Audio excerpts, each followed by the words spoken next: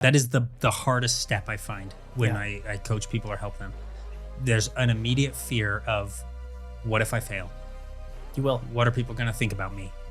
What obstacles am I going to run into? They'll respect you for trying. Absolutely. Absolutely. But people don't see it that way on the surface. No. How do we share that message better? It's just one of those things that it just puts you, it positions you in the right place to meet people that are doing either what you want to be doing or are already doing at another level, right? Welcome back to Based Business. I'm your host, Parker McCumber, and I'm here with some familiar faces today, Ryan and Jod. Now, Ryan is also the official most featured guest on Based Business. This is like your fourth time. I get a trophy, right? That's the thing. We should get you a trophy. Bart, we're getting him a trophy. Most featured guest. So, all of us just came back from the Mission Ready Mastermind. Hot off the presses. Hot off the presses. Ryan, excellent presentation, taught on AI for our collective group cohort. It was a good group, man. It was a really good group. I feel like everybody got a lot of value out of it. And I feel like I learned from everybody I talked to. That's the goal. Oh, yeah. Things that go into, like, when I'm planning the events and trying to get the guest speakers lined up. How do we cram in just so much value to the audience, to the spectator, that there is never a doubt or question in their mind that the ticket was worth it? Well, I'm thinking not just the speakers, but the audience themselves, the people that were absolutely. in the room. That was a very, very knowledge-based room. There's a lot of information in there from every direction. I think that's a lot harder to pull off than just filling a room, but filling it with the right people. Yeah.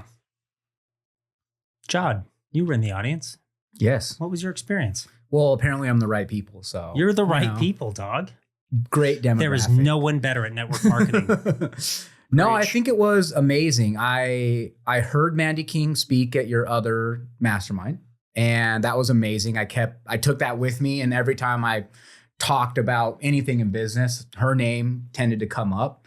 And a couple people from this one, now their names have also made it into my line of view, and I'm going to be talking about Sarah a lot. I think what I gained from her presentation was immense. And I you know, when you already think I'm so good at this and I have all the answers, and you know, you go into a room and you're like, I don't even need to listen to this person speak. I know what they're going to say. And the way that she presented and organized her information was life-changing. And it was about marketing. And by the time like maybe 3/4 of the way through, I'm like, I'm sold. It's like, this person knows. How does she know so much? And then she, dropped the bomb. Like, I don't know if we're going to talk about it later, but she dropped this amazing bomb. And I was like, damn it, you sold me. And I didn't even realize it. And like, how awesome was it to come to that? It's like, oh man, this is so smart. And like all these things, like I'm going to start using this. And then she's like, oh yeah, by the way, I've used these tactics in this presentation. You're like, well, I guess it works because I'm on board. Like, what do I need to do? That was clever. I really enjoyed watching her speak. And then everybody else, like in this atmosphere almost, it seems like a lot of things have changed, and a lot of it is a lot more based about emotion and the consumer experience and just making the best fit for the client over the big sale, the big ticket item. Absolutely. And it all comes back, right? Like you might not get that big ticket item that you're like looking for, but if their experience is positive, they will come back and they will like either purchase more or refer more. And it was amazing to see all these people that are hyper successful at this explain how they got to that point. Yeah. Different perspectives. But the beauty of this is, like you shared, everybody has a different pathway to success, recognizing that it's not a one shoe fits all type thing. And when you bring in the different speakers and you see what they each did differently to be successful in their own right, it helps you understand what you can do as an individual, a unique person in business, to actually scale and grow. You have a message on your phone, Ryan? I don't think that was me. That was me. Oh, okay. Jod had a message. I didn't know it was that loud. I'll just turn it. There we go. The audio picked it up. Oh, geez. Everyone on this episode is going to hear that you I have a message on my phone, but I didn't check it. Notice how I didn't check it because this is much more important.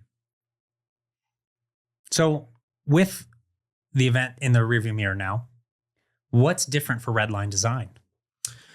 Yeah, so I got a lot of good info out of that. So if you remember my presentation, I got up there and kind of melted brains for an hour, which I kind of thought was going to happen, but I realized it's not always the best outcome. So proving that you can do something and that you understand how it works isn't as important as having examples of what you've done before. You don't need to break down every single piece of a motor when you're explaining how you're going to fix somebody's car if you're a mechanic. Yeah. We're going to move the rods here and adjust it three degrees or whatever. I'm not a mechanic. You just need to have examples of when you've done it successfully and who you've done it for. And as long as you know how it works, you're fine. You don't need to explain all of that. So I think that's one thing. So we're actually redesigning our entire offer based around what I learned in that mastermind and our website to match with that as well, making it less complex, easier to get to what you're trying to do. We offer, I think we're close to 15 different services now, which is a lot. So when you're talking to somebody and saying, hey, this is a good fit, this is a good fit. And they are, all of them are important. I think it's better to have one cohesive package where we can say, for this much, we will come in and handle everything. Yeah. Much shorter conversation. Well, and you get more of the client that you want to work with. Right. So we're going to be a little bit less picky. They're not going to be as much of I don't want to say a problem, but there's a lot of people when you start a la carting things and custom tailoring, they'll come in and they won't get something, but they'll want something and they'll be mad that they didn't get it. And you're like, well, hold on, that wasn't in our agreement. I mean, we can do it for you, but we're going to charge you more money. Oh, now you're going to charge me more money. Yeah. It's always the smaller clients, the ones spending $300 or $400 a month that have the biggest demand list. And that's eaten a ton of our time as we've been growing and learning. So we're moving away from that. I still want to be able to help them, but in clearly defined scope.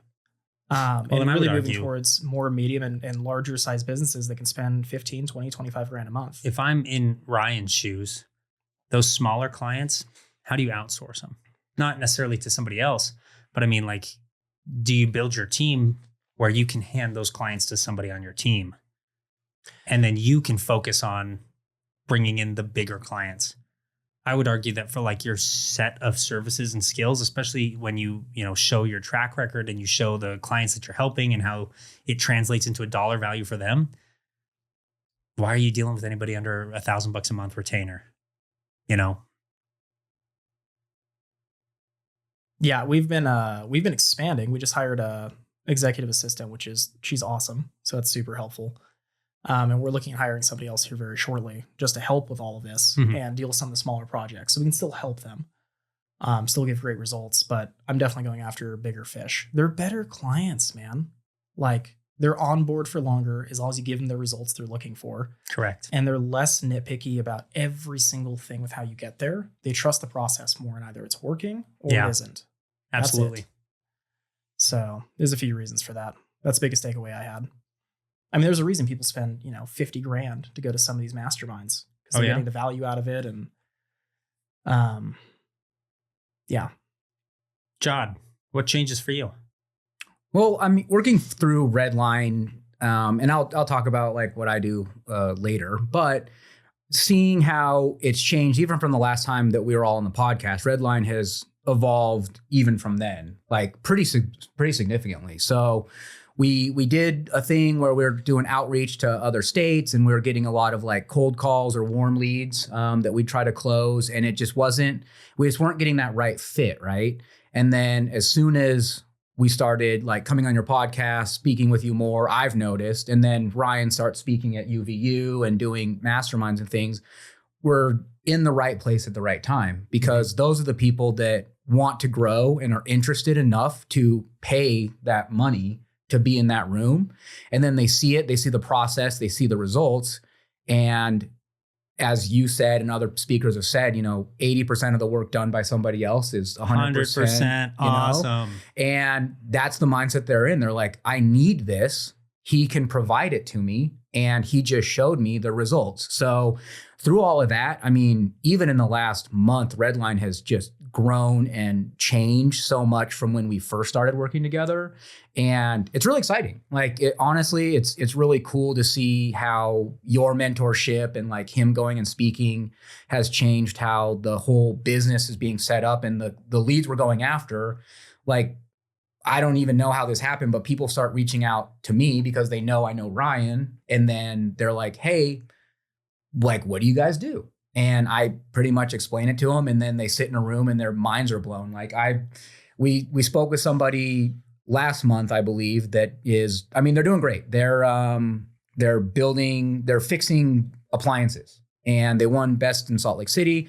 They're doing really, really well. They just didn't have the infrastructure to maintain the growth that they were seeing at that rate. Mm-hmm. And I reached out to them and I was like, hey, you guys are doing awesome. I have an awesome like product for you that is my friend's company. I really support it.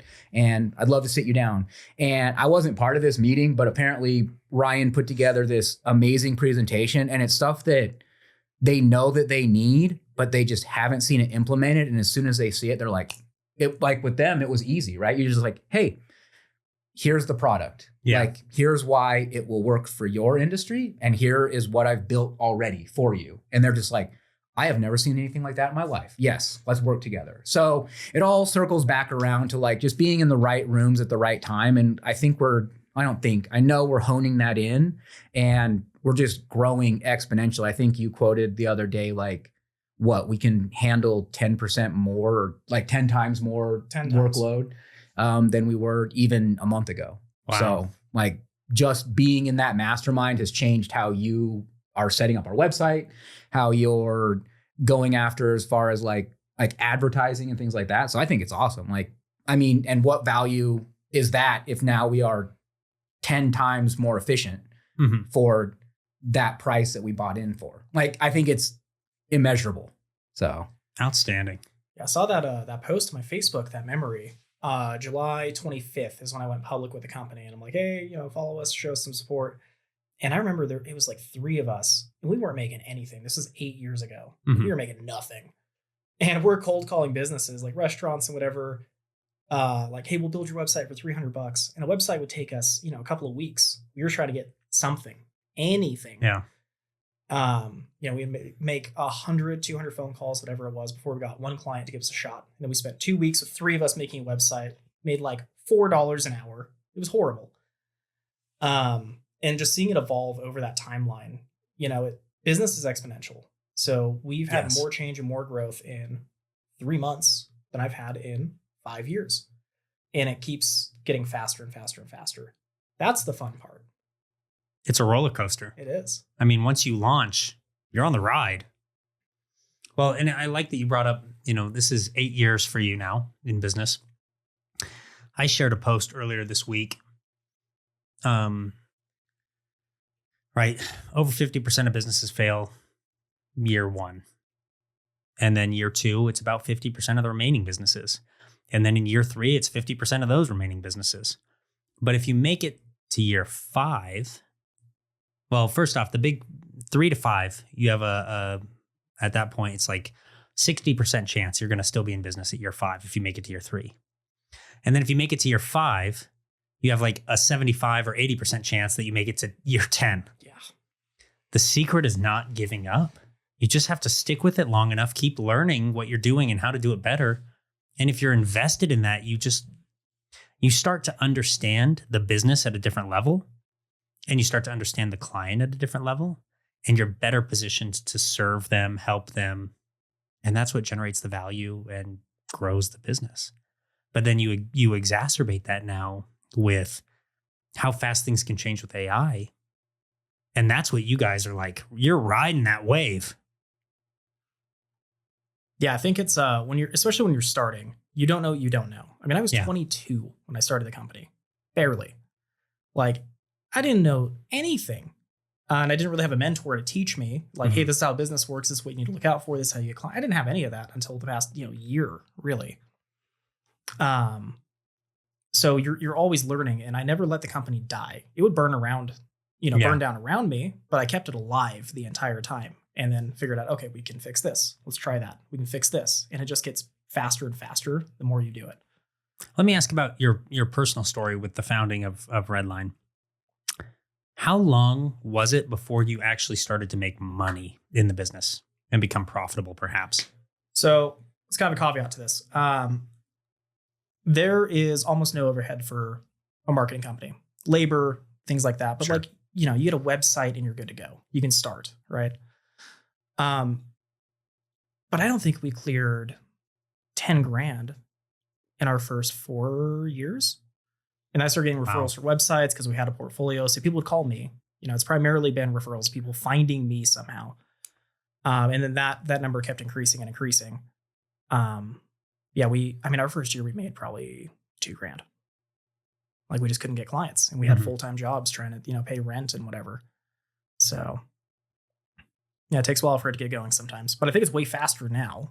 Like in hindsight, I could start fresh and be launched and be, you know, 15 grand a month revenue in a month. Part of that is your knowledge has increased so much because of the time and the dues that you pay. I mean, I told my story at the Mastermind where I essentially worked for free for 3 years. I just poured everything back into the company. I was living on student loans. My wife was my sugar mama. But it was that time frame where like I'm in the incubator. I'm learning constantly. I'm researching constantly. I'm trying to figure out how to do it bigger, better every day. And eventually you just put in so many reps.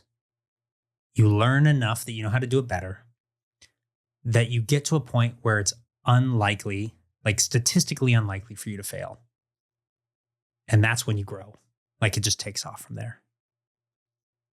It's the knowledge and the scars you get from growing the first time that you remember, that you don't have to get cut by again in the future. As long as you learn.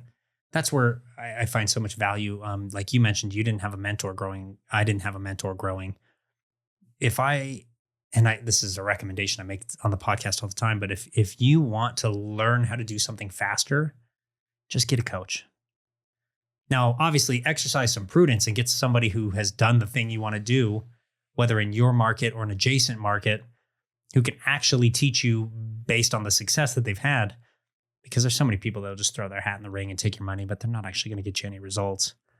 But there are people out there who can shortcut the time. Yeah, I think it's really interesting too, because you brought it up like in the beginning, right? You were doing websites for $300.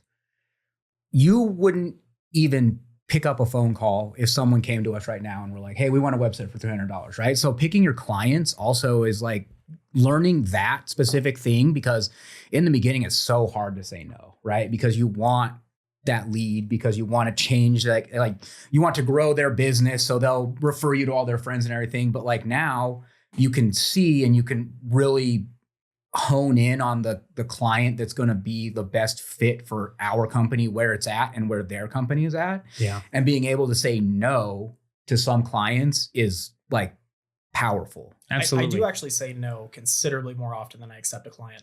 And it's not always budget, right? But if I feel like they're going to be too controlling with the process, but they're coming to me for help with marketing and they're like, well, no, it needs to be done like this and like this and like this. Then you do it. Do you want my help or do you not? Right? If your system's broken and you're asking me how to fix it, stop telling me how to do your broken system. Mm-hmm. Yeah. You ever see those like those signs that are like, if you have me do it 50 an hour, if you watch 100 an hour, if you do it 200 an hour, like if you messed with it before 300, whatever. There's a lot of truth in that. Yeah. And they're talking about the sales breath, right? And when you're at that level and you need to pay rent, you're taking on those clients and you really have, like, if you don't close something, you have that breath where now it's kind of like, it makes my job a lot easier because I can be like, yeah, for sure. Like figure out your finances with whoever they're working with or whatever, circle back with us, like we business term, right? Sales terms, like circle back with us in like a week and we'll reassess where we're at. And it's easier for me to do that now than even 3 months ago. Cause it's like, oh man, like I want to sell, right? Like I want their company to be successful and this is the product that'll do it. Yeah. But if they're going to be that client that's just like nitpicking every single thing, it's going to be, one step forward, 2 steps back, and they're not going to see any results. And that doesn't work for us. And it obviously doesn't work for the customer either. So being able to pick our clients and like hone in on what is really going to work has been astronomically better for me as a salesperson for you than even 3 months ago. Yeah. I think that it's an important stage where you get to a point where you can recognize part of it's ethical sales too, right? I don't want to take money from everybody. I don't want to sell to everybody. There are some people out there that, sure, I might be able to help them. They are not a good fit for me or my community or my services overall. So it's just better at that point to maybe make a referral and hand them off. It's typically how I go about it, right? Because if they're looking for help, I want them to get help. Mm-hmm. But if it's not a good fit with me or my people, it's not a good fit for me and my people. And I'm not going to subject us to that. Part of being the organizational leader is you kind of get to pick and choose your battles a little bit and choose what's going to be best for you and your team. And there's a fine line there with collaboration. So like when I'm working with a client, I want them to be involved heavily because I want to make sure we're representing them the way they perceive that they're represented. Make sure their branding is on point. We're delivering the right message. You know, all of that. We're not doing something that they don't want put out there. It's really, really important. At the same time, they don't always know what's best. So you have to be able to give gentle guidance and get a good response to that. Mm-hmm. Otherwise, you're not doing anything except collecting a check and launching a campaign. And then when it doesn't work, who do they look at?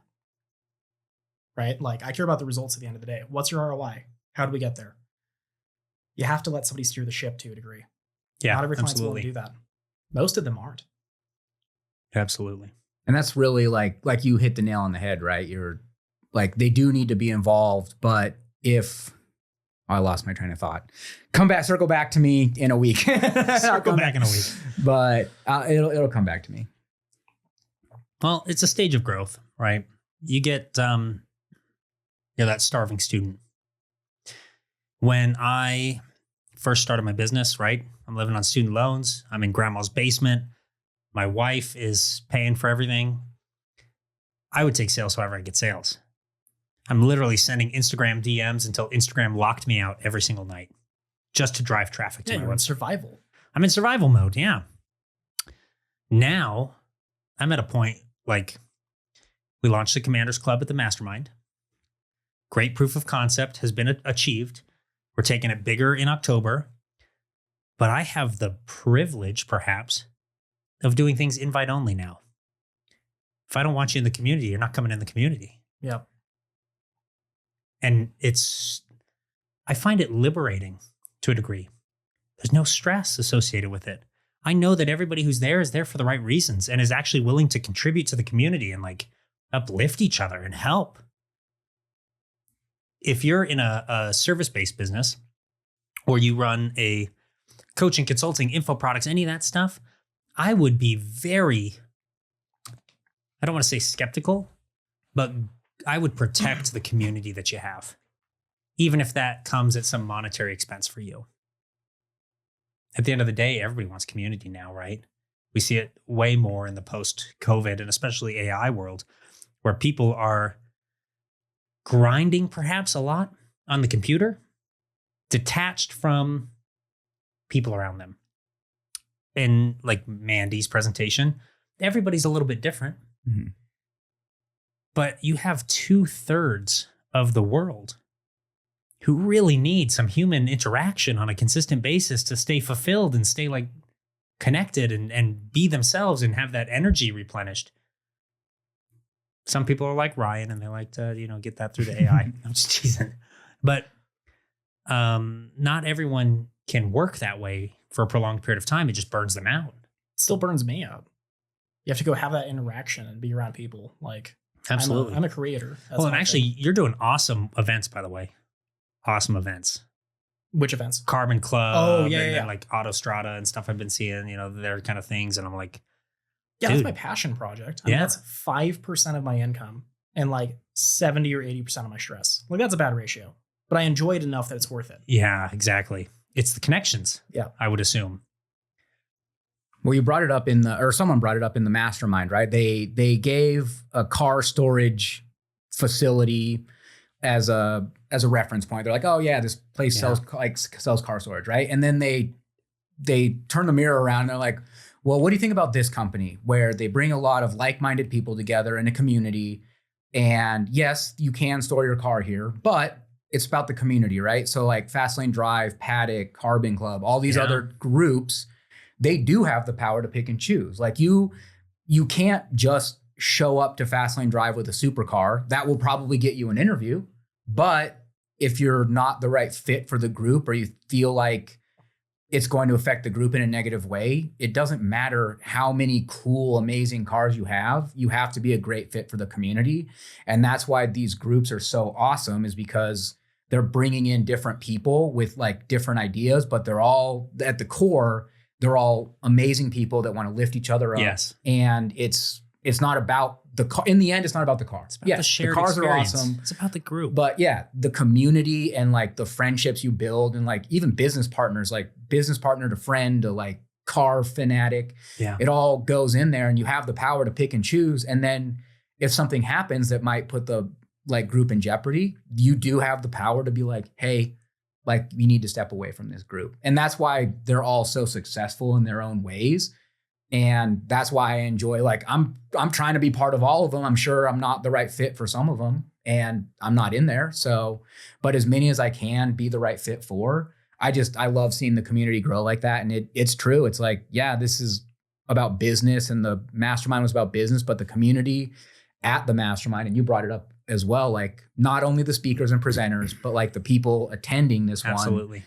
It was such a cool community. People. Yeah. Like, and that was equally as important as the knowledge I gained about selling and marketing is the people that I met. It's the friends we made along the way, you know? And like, as stupid as that sounds. Ryan did something really cool in the mastermind, and I didn't consciously recognize this before, but I needed this as like my personal validation that I was on the right track. When you ask how many business owners were in the room, and I think at the time we had like 39 people in the room, and everybody raises their hand except for like one or two people. One of those people I think was my wife. So like, fair enough. But the community was, by and large, entrepreneurs and owners who were looking to grow the business, who wanted the self-development, who wanted the business development to ascend to the next level. So that group was very intentional, more so than I even recognized that I thought it was going to be. The beauty of what you just said, Jod, is that maybe you're not a great fit for all communities or groups, but there's enough communities and groups in the world that you have a fit somewhere. So go out and find your community and your people and talk to them. Partner with them. Like, that's where business is being done now. That's where connections are being made now. That's where the networking happens. Well, that's how I met you for the most part. I mean, you were in Fastlane Drive, but we really started talking about business after the first mastermind, I think. Yep. I didn't know that. Right on. Yeah. Mastermind success stories. Lots of them. Dude, it's been fantastic. The amount of feedback that I get, that the speakers get afterwards, like it's really about 7 days following the mastermind where we get multiple messages every single day. Like, oh, this part just changed my life. Oh, this part was so awesome. Hey, I learned this at your mastermind. I'm so excited. I'm implementing it right now. Dude, that is like, it doesn't matter if I lose money on the event now because I'm like, it's fulfilling to me. It's like you said, you know, maybe 80% of your stress is from doing the events, but you love them so much, you're just going to keep doing them. Yeah. I'm in the same boat. I just love it now. Part of it is, I think for the first time in my life, I'm really stepping into a more authentic role for myself. I think we actually talked about this on our previous panel podcast where like I had a positioning problem because I was being someone that I was good at being, but it wasn't necessarily who I was meant to be or called to be. Like when I think about who I am internally, Parker wears this like suit of armor, and sure, it's got some chinks in it from some battles, but like I've used it largely to just protect myself. And there's all these other people that are going on this journey that I've already been on. I can use that suit of armor and go out and protect some of these people from the bear that I know is around the corner or the dragon that's in the cave. And so now I get to use what I have, what I know, who I am to benefit others. And I've kind of always known that through I've been coaching football for the last 10 years. I feel so fulfilled when I watch an athlete become better, reach their potential. And now it's applying that to helping entrepreneurs with their businesses. I always think of myself maybe more as a leadership kind of guy. I'm very passionate about leadership development, team development from the perspective of an organizational leader. But I'm also really good at the tactics and the strategy of business. And I haven't consciously separated those as there's tactics and then there's the leadership of the tactics. But I'm kind of stepping into that and understanding it more and more now in a way that I can, again, leverage that suit of armor, leverage that knowledge to help others. And that just, I literally felt like after my day 2 presentation, this huge weight that was on my back just kind of fell off. And all of a sudden I wasn't carrying this load of something that wasn't me anymore. It was a really cool experience. Yeah, business coaching is not really my thing. But if people call and ask for advice on something, I'm happy to walk through it with them to the best of my knowledge, right? Or provide resources when they're at a certain point. And I've always kind of been that way. You should always follow your dream to a point. So it's really cool to get a call every couple of weeks from somebody. And they're like, hey, you talked to me about, starting a business years ago. And I decided to do it. And this is where I'm at. What would you do now? And hear that they've been working on it that whole time because of a conversation we had forever ago where they got over a hurdle. And a lot of times that hurdle's just starting. Yeah. Just that first step. That is the hardest step I find when I coach people or help them. There's an immediate fear of, what if I fail? You will. What are people going to think about me? What obstacles am I going to run into? They'll respect you for trying. Absolutely. Absolutely. But people don't see it that way on the surface. No. How do we share that message better? I think failure is demonized. So look, failure is an opportunity to learn a lesson. And every time you learn a lesson, you get better. Right? Clap that up, man. So Steve Jobs had a thing, fail early, fail often. Yeah. And if you look at their trend line, that's pretty much what happened. They just bashed their face on the wall over and over and failed and failed. And eventually they broke through the wall. And then there's another one. And you keep doing that. But look at where they are now. Right? And they still screw things up all the time. Every company does. Everybody does. Don't demonize it. Learn the lesson. I think failure is a great teacher. Yeah. That's, early I maybe was more afraid of failure and that dictated how I operated a little bit and it kept me more reserved. When we talk about that 3-year gap where I'm working for free, that's also the 3 years that I'm more afraid of what are people going to think of me. It was the end of that gap where I'm just trying to do anything to move the needle. I don't care if I fail because I'm already a loser living in my grandma's basement, making no money. I might as well do everything I can do to just find something that works and succeed. Well, when you take off the armor a little bit and you get to be your authentic self, you start to attract the people that are your people. Absolutely. Instead of the people that are, in love with this persona you have in business. They're there because they like you. So you get more of your people and kind of create a village on accident when you do that. That's a really cool experience. Mm-hmm. That's how you end up with a bunch of connections and friends. That's what you're amazing at, Jod. You make connections and friends anywhere you go because you're you. Well, that's very nice of you, Ryan. This conversation, actually, I have a question for Parker. Okay. As a business coach, right? And as failure, and between wanting to protect your clients and lead them and guide them through there, is there anything in business that you've come up against with one of your clients where you're like, no, they need to fail here to learn this lesson because nothing that I tell them is going to teach them the same lesson that this failure is going to? Yes. I'll caveat. I will let people struggle sometimes to learn a lesson. I will not let you fail completely to learn a lesson, if that makes sense. Mm-hmm. Because the whole point of having the coach is to help you not fail and help you succeed quicker. It's a safety net. It's the safety net to some degree. The most common one for me, for my clients, historically, I've helped a lot of like solopreneurs and small teams and small businesses. And I'm kind of growing out of that now. But the most common one is they're afraid to actually build the team that they need to build. They don't want to hire the assistant. They don't want to hire the worker. They don't want to hire another agent, like any of those things, right? And they get caught in their head about, well, then I've got to pay them.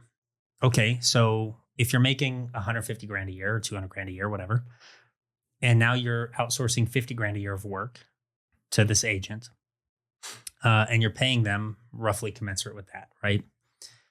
The owner typically sees that as, well, now I only make 100 grand. I've lost a third of my income because I hired somebody. But now you have an opportunity. But they don't see that. And I can mathematically show them, okay, well, if you go out and you get more clients and all this stuff, now you're making more money. The business is growing. You can still make money on the clients that you've handed off to your agent or that you've handed off to your rep or whatever. A common one is I coach a guy that owns a car detailing company. And we're doing 100 cars a month by himself. That's insane volume. Yeah. Oh, He says on average it was taking him 3 hours to do a detail, right? 12 hours. So he's working 300 hours a month. That's bonkers. Dude, you got to hire a team. Dude, you got to hire a team. Dude, you got to hire a team. I can't hire a team because then I'll have to pay them and I won't make enough money. No, you'll be able to take more clients and work less.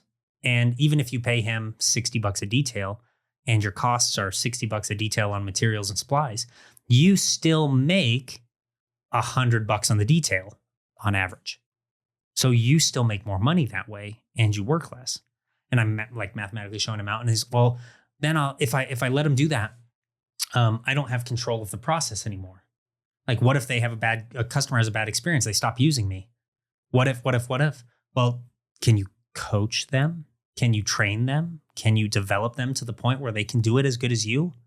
Like, I don't know. I don't care who you are really in business, but in the sense that you are not actually the best in the world at everything in your business. No. But you are probably really good enough that you could train somebody to take on the same level of work or type of work or scale and scope. So he sits on this for a month. He comes back, has his next meeting with me.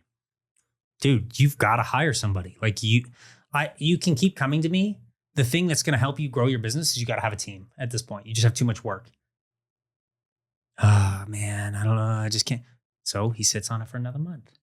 He feels the pain. Comes back to me. I already know what you're going to say. You're going to tell me I need to hire somebody. Yeah, you need to hire somebody. Takes him 6 months, but he hires somebody. And then he's like, at the time, he had a 2.5 week wait list. Was that 5,400 hours of details? It's a bonkers level. Lot. I mean, this is 6 months that this goes on. And then he finally comes back. Hey, I hired somebody. I trained him. We're doing details faster now. He's training with me.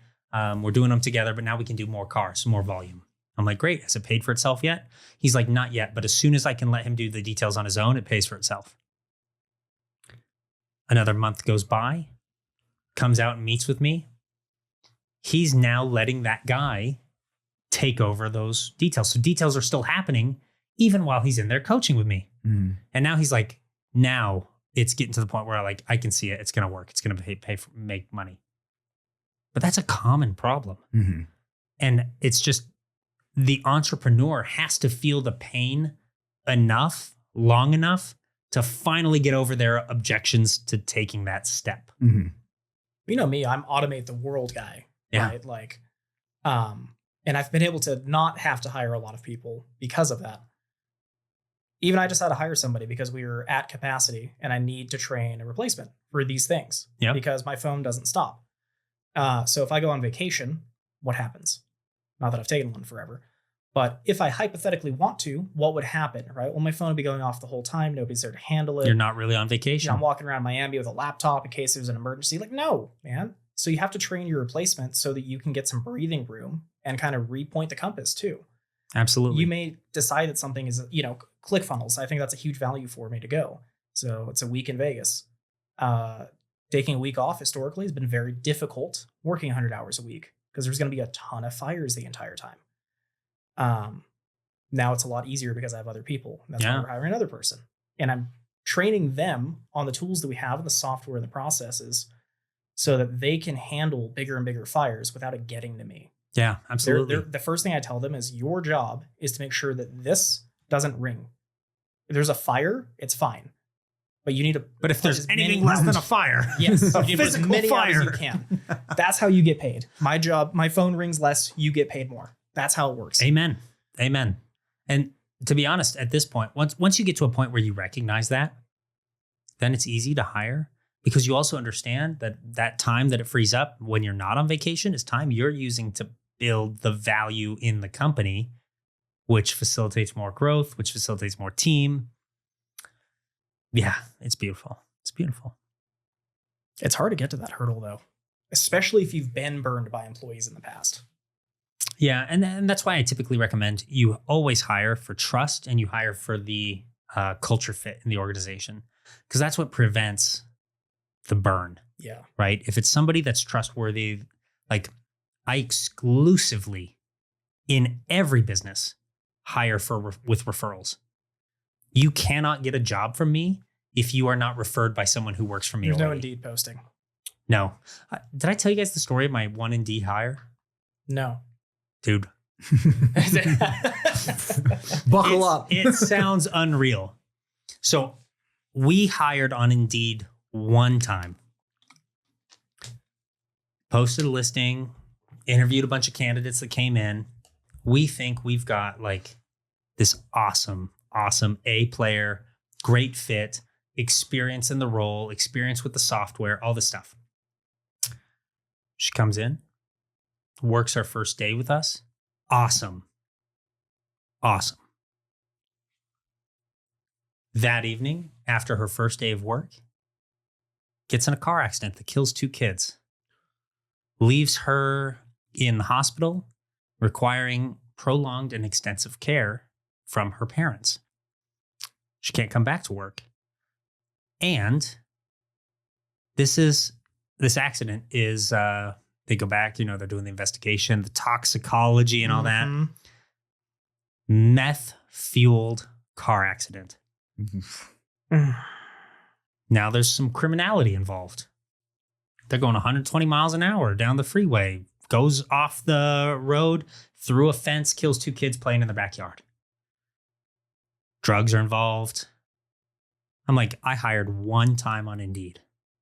And I got absolutely the worst possible outcome that I think someone could get from hiring on Indeed. Like, obviously, you're probably not going to hire somebody who's going to get high on meth and crash a car and kill. Like, you're probably not going to get there, but the chance is never zero. But when I hire from referrals, that person that referred them is already in the company. They care about their standing in the culture of the organization and their relationship with me. So they're only going to refer people that are going to be a good fit for the job, for the culture, for me. In addition to that, the person coming in, they want to interview and perform well because they don't want to let their friend down. And they want to be someone who's referable and have that connection group, right? So we hire based on the referral and we get a higher quality of candidate as a result. Now, I don't care if they don't have experience in the role. I don't care if they don't have experience with what we need them to do. Typically speaking, we can train that, right? If you're coming in to do customer service and I've got a team of reps that have been with me for 10 years, those team of reps that have been with me for the last 10 years, they can teach you everything you need to know. They can teach you how to use the phone system. They can teach you how to use the CRM. They can teach you how to do everything. So then it doesn't matter if you don't know how to do it because we can teach that. You can't train culture. No, and you can't train trust the same way. You have to hire based on the trustworthiness and the culture fit over everything else, in my opinion. Yeah, that's what A+ does. I mean, we hire off Indeed and like job boards as well, but there is an incentive program where if you bring somebody in as an employee and they stay for a certain amount of time, there is monetary value in that. So that's the other thing too, is they have to stay for a certain amount of time. So they are going to perform very well. And most of the time surpass that time anyway. Yeah. Because they're like, hey, my friend is a great culture fit. They were just waiting for an opening. We have an opening. I'd love to get him an interview. And so we do have job boards, right? And we do take those. But if I were to say like, hey, my friend wants this job that just came up, they will fast track them into an interview just so they can be like, okay, like, let's see. And then culture and all the other stuff comes into play. But yeah, there's monetary value that we offer for bringing people into A+ because it has worked out so well in the past. Like we get amazing CRMs, not CRMs, CXRs, customer experience representatives. And for the service-based industry, I mean, our booking rate is over 98%. And that is crazy for the service industry. Yeah. But it's because we hire people that are other people's friends that are like, hey, they'd be really good at this.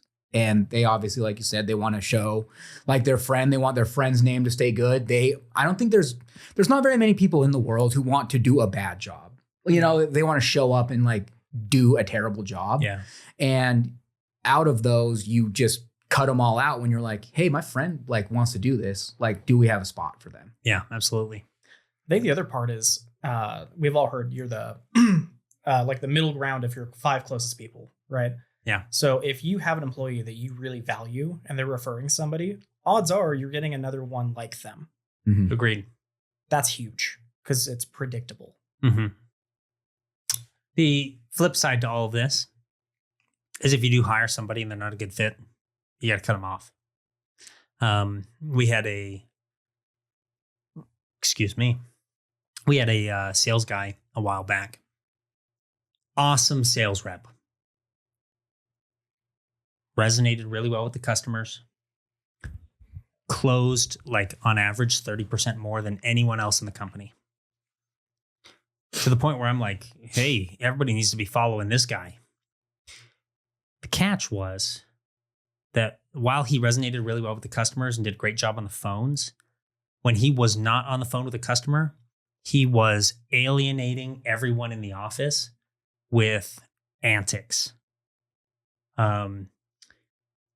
He had really polarizing political views in the office that he would shove down everyone else's throats, that rubbed people the wrong way.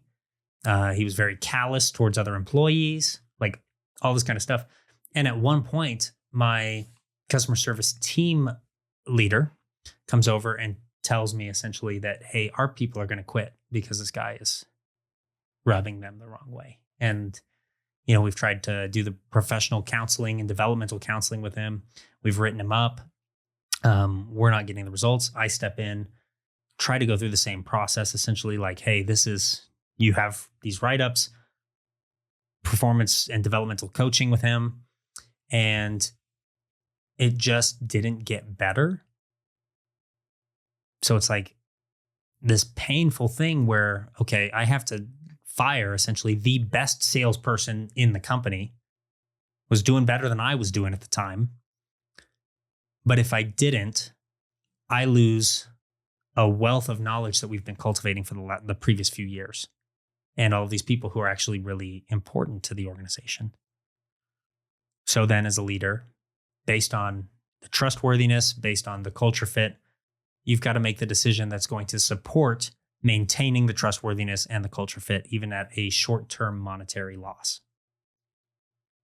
I'd definitely rather have a B player that can be coached and trained and mentored that plays well with the culture and the team and is there for the right reasons than have an A player, somebody who's the best at what they do, but they're an ass and they destroy your culture because it's lowering the performance of everybody else and their desire to be there. Absolutely. So you're getting it on the front end with more sales, but you're losing it on the back end with motivation and efficiency and retention. And if you have a good group of like maybe B and A players, their performance drops when they're around somebody who's negative. Yeah. And then what happens is you might have this one dude who's like an A+ player. Well, not an A+ player, A+ closer is maybe the better word to say it. A+ sales guy.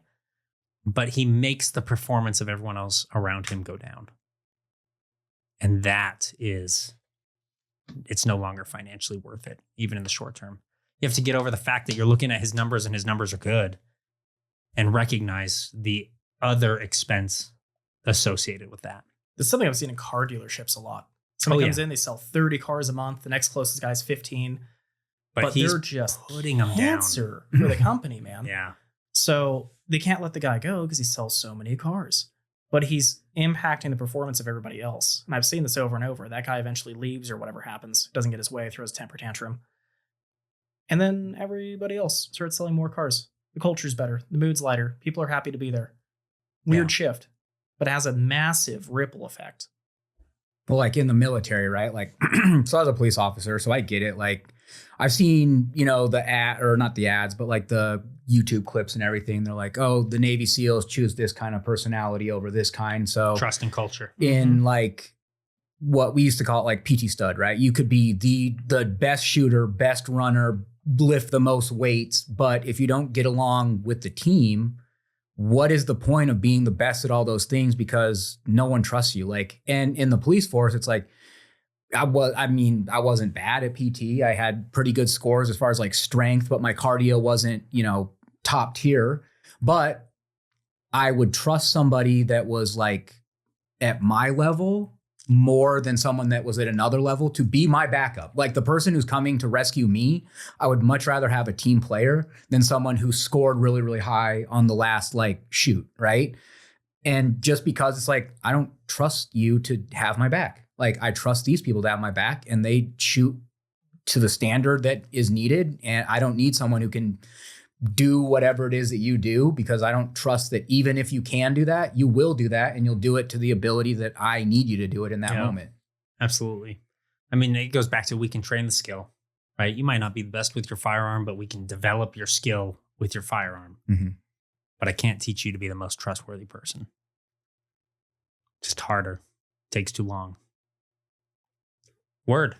I like this conversation. We got into culture. Wasn't even thinking about culture at the start of the podcast, but I think it's an important lesson for a lot of people to learn.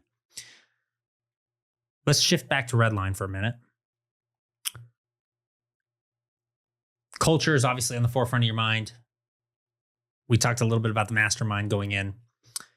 How are you merging those to influence the value proposition? Like you talked about refining kind of your core offer right now. What does that actually look like to somebody who wants to come do business with you? Yeah. So like I said, we have, 15 different or however many services now. I don't even know how many. That's how many we have. And we're really good at all of them. But when you go through this, giant shopping cart of things we could do to help your business, it's overwhelming. And then somebody's always like, okay, well, I need these 3 things. I want these 3 things, but I don't have the budget for all of them. And I really want a one-stop shop, which is kind of our whole methodology. So we're combining the core offers into different packages that include everything you need. My philosophy that differs from other marketing companies is we take accountability for the entire funnel. We will screw things up.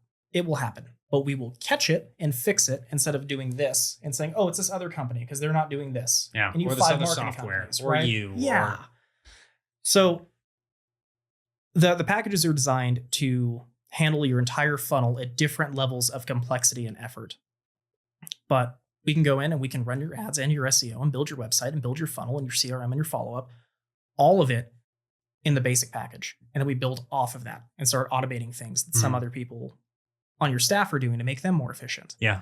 That's like your next tier, right? So we're simplifying all of it. I think that's one thing. Let me ask, what are the core things that you notice across your client board? What does everybody get? So, and that's actually part of the thing we're changing. So funnels work the same way. You have your ad accounts, ad spend, SEO, all the stuff that brings people in. Then they land on a website, and then hopefully they convert into a lead or sale. Go into CRM. Then you have your follow-up process. Then you have your analytics and conversion. And most companies don't even have like the analytics set up super well. Mm-hmm. So they're not tracking anything. So they don't know what's broken. If we do, website from scratch, we'll set up the analytics so you have your data. We do that for SEO. We do that for PPC because you don't know what's broken if you're not measuring it. Sure. Super, super important. So that's included in all of them. But the analytics are tailored at whatever service you have. So if you're doing ad spend, we give you analytics based on ad spend. not SEO. So all of those tiers are going to have all of the analytics for every service. So you really have an idea of what's actually going on across every one of your channels. And we're actually building a custom dashboard for all of it for every client. So let me ask, because this is something I think is super valuable, especially for entrepreneurs that are maybe starting a company or that are in the early stages.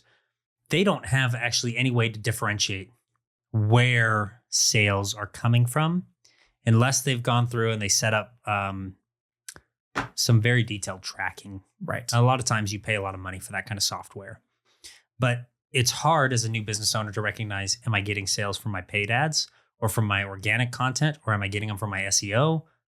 How do you solve that problem for them? So we're building a dashboard that's going to track, I mean, literally everything, and then categorize it. So even if you're not doing SEO and you're just doing pay-per-click ads with us, you'll still have an SEO tab. It's still going to track things coming from that, so you can see what's going on. So at even a very basic level, you have an idea. I think that's one thing. Related to culture, it's kind of the mind shift and the clients that we're deciding to work with now, because we're looking for, relationships that are going to last 5, 10, 20 years, not, hey, we'll build a website and then part ways. Like, we'll do that. That's not who I'm going after. I want people that I can step in, help get them more traffic. They get more traffic, they make more money, they pay us more. And that cycle continues. And then we keep growing that way. I'd rather have 10 really good clients than 50 in and out the door. So that's what we're building towards, that partnership and relationship. It makes it a lot easier to sell too, because I mean, in an ideal world, yeah, we would be a one-stop shop. We do everything, but that's just not the reality. A lot of companies have other companies running their SEO or their audit, like their AI search, right? So to give them the tools to actually check in on that and then have them have the ability to be like, this is working, this isn't working, that makes us, and I think we talked about this a little bit before, but like different is better than better, right? That makes us different from our competition. Absolutely. Is we will show you everything you need to know, and then you get to make the decision if that SEO company is doing what you want it to do, or if you want to maybe pivot and have us do it. And if they're doing great, that's awesome. Continue like that relationship, but at least having being open and honest with our clients. It's like, we're not going in there and saying like, oh, they suck at this, this, this, and this. It's like, hey, here's the information. You can decide how well they're doing and if they need to, change up SEO or work with us. Like I said, it's a lot easier to sell that product than to just be like, oh, well, yeah, we do that. And like, we don't want to give you any information, like the secret sauce. If they're doing it well, like we don't want to tell you they're doing it well. It's like, no, if you found something that works, awesome. Yeah. Like use it. And then if at some point you need to pivot, like we're always here to help. So I think it's really easy for me to sell that product. Yeah. A lot of it's been capacity, like building that out. Right. And that's part of scaling. You're like, okay, how can we do things better and easier for the client? And you have to build it from something. So if you have all of your resources invested in fulfilling clients, you don't have time to build things like that. That's what you need to fix. Now that I have help and I'm kind of caught up, even though I have 8 clients getting onboarded right now, I can put my time into making it better for them in the future. And I know the fulfillment's going to get handled to my standard. Absolutely. That's been a massive shift. Gangster. Jod, how does network marketing fit into all this? Oh, man. I mean, every single presenter was aligned with how I believe you should network and market. And after hearing Sarah talk, I went in and I thought I was the expert, right? I'm like, oh yeah, I tell my story. I do this, I do that. I hit the 3 brain tickles to make a sale, right? And I really dove into it. And I'm like, okay, like I do have a story to tell. Like, why haven't I been telling it? And just being able to plug that in and just see where I fit into this whole massive like machine of different businesses that I get to work with and collaborate with was awesome. And a lot of the stuff that the SEO Damon, SEO National. A lot of stuff that he was talking about aligned perfectly with how I feel. It's like, yes, share what you want to share about your life. Don't be fake. I mean, if you want to show off like your stuff, that's not a flex. It's like you're proud of your kids doing, whatever, like winning some awards or like starting their own like little sticker business. I think he brought that up. And it's just awesome to see that there are so many business owners that are so successful that are aligned with my ideology about how to network. Mm-hmm. And then Russ is like the paramount like level of that. He is one of the only people that I've met that really practices what he preaches. I'm surprised. I said it at the Mastermind. I'm surprised that he was even there because he calls me every week almost. And if he does that with all of his friends, which I believe every single client that he has, most people that he interacts with, I would consider Russ's friend. Yeah. He reaches out to all of them. It's not just me. I'm not special like that way, but to actually live in that like mindset every day seems immeasurable. It's like, oh, that's so challenging, but he just makes it seem so easy. Overwhelming. It's like it's so easy for him. He'll call me like I'm driving, and he doesn't care. Like, well, it's where do they get their energy from? Right. He gets his energy from calling me around people, right? But it's so awesome to see that and see like the masterminds now. And I wasn't really in business. I was a police officer for 10 years before I did this. So I didn't know when the shift happened, but now it is so much like friendship-based and referral-based marketing is so, people are catching on. Yeah. Like it's starting to make more sense. It was always a thing, but post-COVID, it like exploded. Yeah. And just being able to see that and be in the same room with them was awesome. And I will be Sarah's best friend till the day I die. I think everything that she said was just amazing. And it changed how I do things. I rewrote a lot of my my presentation. So I present in networking groups, and I've always done like, oh, here's like a funny ad. Here's like some stuff. My history, like I would tell them about a little brief thing about my story. But I went home, and last night I pretty much just dove in and really like went to work editing what I was going to say. And I came to like some crazy conclusions about myself. And I'll go off on a tangent here really quick, but like when my father passed, he was asleep. When I went and talked to him to tell him, it's good. You're okay. I'm good. I'm solid. You don't need to stick around for me. And a lot of people were just, I don't know if they were upset or they're confused or like, you're only in there for 30 minutes. And I'm like, yeah, well, I talk to my dad every week. Like he pretty much knows what's going on in my life except for the last week.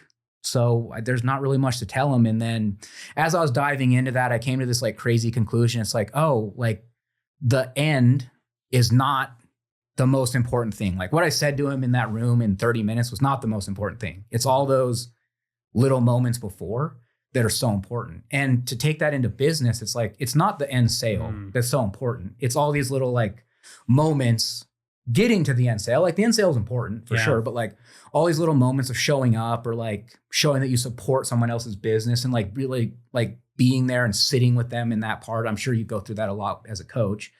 Those are the important things.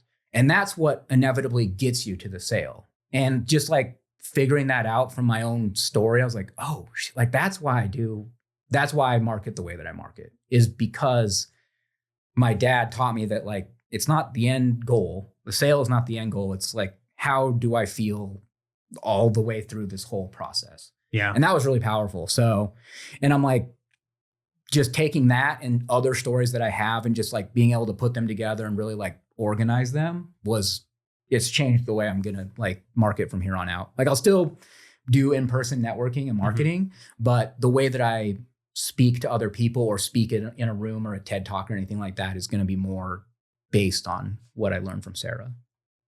Or a TED talk. Yeah, or a TED talk. You heard it here first, guys. Jod Booker for TEDx. Let's do it. 2026. Yo, I'm trying to get on that TED talk too. They haven't wrote me back yet. Haven't made it far enough in the game, I guess. Soon. Speaking, I think is important. Like, I'm glad that we're touching on this now too.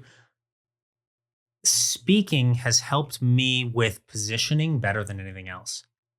When I can say like I got up on stage and I presented to all these entrepreneurs in my communities and in Akbar's communities and Russell's communities, and like there's a level of respect that comes that's unique to doing that activity, right? We've talked about it, I think, before, all of us, The cars garner some respect. The watches garner some respect. Being on a stage garners respect. So I think everyone should take whatever opportunities you can to, one, develop that skill, two, go out and get comfortable doing the uncomfortable thing and being on stage and presenting in front of people and teaching what you know. Because at the end of the day, you collect the content from that. You also collect the notoriety with the people in the room. And there's that transfer of trust, like Damon talked about, where those people are going to go back and tell other people about your presentation. Good, better, bad, ugly, doesn't matter. They're going to go talk about it. But that conversation and that transfer of trust brings back eyeballs to you and what you're doing. I think you just pitched a podcast without pitching a podcast, Parker. My name's Parker McCumber, owner of Rookery Studios in Orem, Utah. And where you can come to Rookery Studios, tell your story in an hour. We will shoot it, share it, clip it, and get you the authority and trust that you crave. I don't know. Okay. That was good. That was pretty good. Yeah, that was great. No, everything you said does also come with being on podcasts and just getting out there and getting your face in front of as many people as you can. So let me ask you guys this, because Ryan, you mentioned it before, but I don't know if I ever actually dove into it. You came in, you shot that first podcast with us. Was it that panel episode? Was the first one you did? No. Or did you do one with me? That? No. So we did one together. I think you said at the panel podcast, you were already getting clients as a result. What's been your experience? Because you've done just a few of these as far as like in studio here for business purposes, but I understand you started doing some podcasting like socially, Whiskey and Whips and stuff like that. What's been your experience with podcasting? What result has it driven for you? I'm just curious. Yeah. So, I mean, you get some content out of it, which is great. Not necessarily my focus. But I think a lot of it is the things you learn by talking to other people that are also involved. Every time we have a podcast, I take something home from that that then iterates into my business and helps, right? Or changes the way I look at something. The first time I was speaking, I think it was UVU. First time I was speaking in front of like a bigger crowd. The day after that panel interview. Yeah. Panel podcast. Yeah, that's what it was. I was so nervous. And when I was up there, I thought I bombed it. I saw the footage later. I'm like, oh, that's not nearly as bad as it was in my head. Right. So the worst thing that could have happened, and you told me something along this line, worst case, you bomb it, you go cry in your Lotus. Oh no. Oh man, I got to go home terrible. and drive my Lotus back in shame. In my head, I was like, if I bomb, then nobody's going to talk to me again. I'm going to lose all my friends and family. My business is going to go under. I'm going to get fired. Like, that's my head overthinking. And the whole time I thought I bombed it. Later, I realized I didn't. But I got a lot of lessons out of that and got better every time I did that. So then do more public speaking, more podcasts, and put yourself in a not comfortable zone. That's how you learn. The worst case, you fail, you learn something from it. That's worst case. Mm-hmm. Best case, you kill it, you get a line of clients out the door. I got 8 from our mastermind. Oh, yeah. That wasn't my intention. I was just going there to share some information and get some information. That was it. It's structured that way intentionally, right? It's a no pitch event in the sense that you come and the focus should be providing value. But if you provide value and people see it and are receptive to it, you will get clients from it. I have not hard pitched a single client in a long time. I've just tried to give them as much advice, information as I can for free until, it's consuming too much time, right? Inevitably, the question comes up, okay, so how do I pay you? If I want you to do something, like they ask, I need help with these things. How do I pay you? What do you charge? And it's the easiest sale on the planet because I've provided enough information and value. And usually what happens is you give all the info for free and how to do something. And people realize that they don't have time to do it. Mm-hmm. So they'd rather pay somebody who's competent to get that handled so they can put their time into something that's more valuable for them. Absolutely. Usually. And if not, you lose some people that are, DIY, trying to get the information and do everything myself. That's fine. They were never your client. Yeah. You go ahead. I was going to say, and there's like the hybrid, right? They're like, oh, I can do this. And then inevitably they come up to a point where they're like, I probably do need an expert. I'm spending too much time on this. I need to hand it off. And it is cool that like they can show like, oh, I got to this point, but yes, now I know I need an expert. Like after diving into it, let's call somebody. I was going to say on the hard pitch versus soft pitch stuff, my hardest pitches now are just the ones I do on stage. And it's really not a hard pitch because it's a big audience and I'm just saying, hey, this is what I'm offering. You got a card in front of you, you can sign up or not. But the beauty of doing that is there's no pressure on you. I'm not trying to pick up a phone and hard sell anybody anymore. It's not my style. It's not not that I can't do it or that it's uncomfortable, but it's that it's not the kind of client that I want to be with. Right? We talked about selecting your clients earlier. I want to work with people who see the value in working with me. I want to coach people who see the value in getting coached by me. I don't want to go out, and I shouldn't have to, I don't think at this point, go out and force my value down your throat. Because you see it or you don't. And if you don't see it, that's okay. Perhaps over time, you will. And maybe you come back. Part of the thing too, like we talked about the negative connotation of sales you brought up earlier. A hard pitch, a hard push for a sale with somebody generally comes with that negative connotation. And if they don't buy or don't see the value on a hard pitch, then it's a bad touch point. It almost does some negative to the relationship, right? I would much rather just let the relationship be value adds for each other. And over time, people come by. Russ, I met with Russ today. He told me a cool story, and I didn't know this. He's like, hey, one of my employees came to your dealership years ago when I was back at National. And he knew that he couldn't afford this like sports car that he was looking at. I don't remember what it was. And he knew that you knew that. And he asked to drive it. And you said yes. And he just had such an awesome experience with you that he told me about it when I hired him. Because he told me he's going to lunch with me. So years later, there's now a good touch point with somebody I didn't know existed because I gave somebody a good experience and gave information knowing they wouldn't be a client for me or a sale or whatever, right? Long term.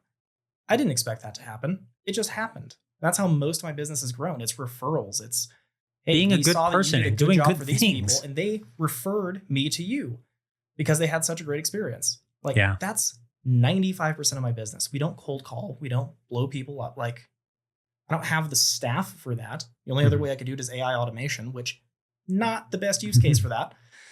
But it's been really cool to grow a business entirely from referrals and providing information. Absolutely. That's a cool spot to be in. Well, the last 2 referrals that I got for Redline approached me. Yeah. And it started with the car. And then they're like, oh, well, what do you do? And I told him what I did. And he's like, oh, I am having this problem as we speak. And I'm like, well, I have a solution to your problem. I would love to put you in touch with and they're just, that we talked about it before. Like, they're just my friend. I just want them to succeed. Yeah. And I talked about it at other places, but it's like, if my friend loves snowboarding and I know someone who makes amazing snowboards, why would I not just put them in touch with each other? Because what is it going to hurt? And then it's like, oh, yeah, absolutely, I do need this. And it's like, because the trust was there from me, passed on to Ryan, and then Ryan works his magic and shows them the cool, new, futuristic world that we live in. And then they're like, yeah, like, let's do it. So yeah, the last 2 people that I brought to you have come to me, not even thinking that they were going to do like SEO or websites or anything. They just wanted to get to know me. And I just happened, like you said, my superpower is like, oh, I can see that there's a need right here. And I know somebody who can fill that need. Like, let's just put you in a room together. Yeah. Like, what does it hurt? The cool thing is when you get out of survival mode and you're not like, I need to make money right now or I'm going to not be able to pay rent. When you get out of that, you have a good amount of buffer. You can really put your attention into just doing the absolute best job you can for the client. And the ripple effect from that is massive and exponential. That's the fun part of it. So scarcity mindset, big detriment, holds back people. You have to find a way, and it usually comes with some struggle up front. You have to find a way to get out of the scarcity mindset because it's hard when you're trying to figure out how to pay rent. But when you can get into that abundance mindset that you're taken care of, you can take care of others, everything grows. It's like you're just touching on it. You provide such a higher level of experience to your customer that customer is going to go talk about it. He's going to go share. He's going to tell people what solved his problem when they say they have a similar problem. And the business comes back to you and it grows. But you got to get yourself in that abundance mindset first. I think that's really important too, to say, like, to frame it in a way of it is a mindset, right? Because money is it's a deciding factor for a lot of people. And it is like the sixth sense or whatever, right? It's like, oh, if I have money, I have freedom and all these other things. But if you have the mindset of this one sale is not going to make or break my business, or this one seminar is not going to make or break my business, there will be others. And just, even if you're just starting off, to come at it with that mindset, you're going to be so much more successful than that hard sale, or it's going to make it a lot easier for you, because you're not going to get every sale. That's just how business works, right? You want to, but it's not going to happen. But if you have the mindset and ideal of like, a no today does not necessarily mean a no tomorrow, and or a no like today does not necessarily mean a no in 5 years when he comes back to the dealership and like buys a car from you, because it's like, dude, you're the only like car like salesman that even thought about even talking to me. Yeah. Like, I really appreciate it. I love it. I don't care. I want to buy the car from you. Well, it's not even a dealer client. That is converting into a marketing client, a consulting client. Right. For a completely unrelated business. Right. 5 And years it's later. one of those things. It's like, yeah, if you were in that mindset, even back then, and like, I would hazard to guess you probably weren't as successful then as you are now. Right. But if you came at that with that, like, oh man, I need to close a sale. I know this guy's not going to buy whatever. Instead of just like being his friend, you're like, yeah, dude, like, definitely check it out. Like, you know, whatever. It's like, oh, I can't really get it. It's like, dude, no pressure. Like, drive it. Dude, I got into car sales because I went to look at a Viper and I wanted to drive the car, and it was a shit box of a Viper. Like 70,000 miles, all the paint's torn up, just, I mean, horrible condition. And the first thing it did is throw a credit app at me, and then they start qualifying me. And I haven't even seen the car. It's in the back of the lot in the gravel. They haven't cleaned it. They won't even tell me where the car is. I had such a bad experience with that whole thing because they thought I couldn't afford it. They weren't going to get a sale. I could definitely have bought that car. It was like 40 grand. Like, big whoop. That left such a bad experience that I got into the industry because I'm like, the bar is here. So if I can do way better, my best, I'm still here. I'm going to be way better. This is the opportunity zone at half effort. And I still remember how bad that experience was. And it's been 10 years almost. Yeah.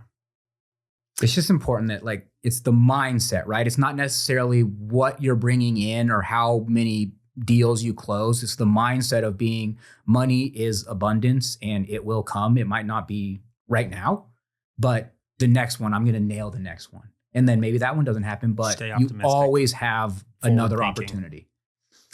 Can we talk about cars for a minute? Because you brought up cars a second ago, Jod. So Jod says he's got this car out there. Somebody sees it, comes up, starts a conversation. Yeah. Becomes a referral. I've talked previously about how cars changed the trajectory of my business and my network, and subsequently helped me grow. I bought my, previous to having my first exotic, I had a Ford Focus ST. Cool car. I did all the things that Ford Focus ST bros do. I got the Rally Sport mud flaps in a, cool red accent color, painted my calipers red to match. I got the blow off valve. Okay. And I go to Cars and Coffee with that. Nobody knows who I am. Nobody cares who I am. Kind of sucks, but I'm building my business. I'm going to get me a car one day. Part of building the business, the carrot that was dangling in front of me on the treadmill was I was going to get an exotic car. And it came up. I found the Exotic Car Hacks community. I went through their course. I figured out hey, maybe I can get an exotic car and I cannot lose money on it. That would be pretty cool. So I take a shot on it. I ordered myself a Porsche GT3 RS for my birthday. It was my birthday gift to me. It's a pretty good gift. Freaking sick, dog. awesome. It gets delivered. I go to my first Cars and Coffee the week I get the car. Doesn't even have plates on the back yet. And I pull up. And it's the only Porsche GT3 RS in the lot. How did that happen? Well, I maybe wasn't the first one in Utah, but I was the first one in Utah that was going to car meets with it. Okay. So I was the first one that I knew about, right? It just wasn't, the car community wasn't big yet here either. So I take that out to Cars and Coffee. And all of a sudden, Braden and Jeeves and their friends, they come over and they want to talk to me. Who's this guy with the GT3 RS? Are you kidding me? And now I've got a new network, a little bit of a more elevated one. Those guys are starting their own businesses and doing stuff too. But then they want to connect me with other people that are higher level in business. Then people who are familiar with the car, like Porsche fans or people who are into exotic cars online and stuff, they come over and all of a sudden now there's a crowd of people around my car when I go to Cars and Coffee. That was cool. And all of them wanted to talk to me. So I go in August 2020. Nobody cares who it is. But I go in September 2020 with that car. And now all of a sudden I'm like the coolest person at Cars and Coffee. And really, I'm probably not the coolest person at Cars and Coffee, but I'm getting a lot of attention and I felt that way. And then a guy comes over, Trevor, co-Peters. Oh, yeah. Right? Trevor comes over. The next, I guess this would have been like probably a year later or so, but I get the Aston Martin. People who knew that Aston Martin, they know ball. Vantage AMR, one of 200. Out of those 200, some are reserved for race teams. 49 come to the U.S. So I got this. There's one of 49 in the U.S. Trevor comes over. Trevor's wearing this big AP Vampire, right? So all of a sudden now I've got like, oh, dude, this guy's like in the watch community too. And these other higher level people, business owners are coming over and talking to me about this stuff. And I'm making connections now. And I'm like, whoa, these are deals and people that I would never have been connected to if I didn't get into the cars. Mm-hmm. And that starts bringing me some clientele, some for watch trading, some because they knew like, hey, you're into business, like teach me what's working. Okay, that becomes kind of the start of the coaching business. Mm-hmm. And I was doing it at a very small scale then. It wasn't until 2024 that I really jumped into doing that more and more and more. But it kind of laid the foundation of like, okay, I can do some business coaching, business development coaching. Led to me writing the book, led to like everything started to snowball, and I can trace it directly back to I bought my first exotic car. How did that go for you? I mean, it's crazy. Like I always had the impression before I owned an exotic, it's like, oh, these are reserved for like hyper rich people that go off on their yachts and like all these other things. And I'm like, I made some really good financial decisions so I could make one really bad financial decision and buy an R8. Arguably, probably an amazing investment in myself.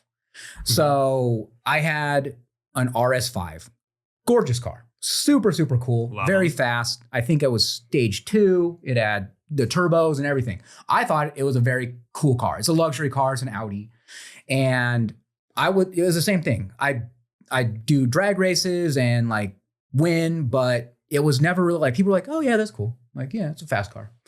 And then as soon as I got into the R8, it changed. People that were driving McLarens, like Lamborghini SVs would like, I would be at a gas station and they'd pull up and they'd be like, dude, that's a really sick car.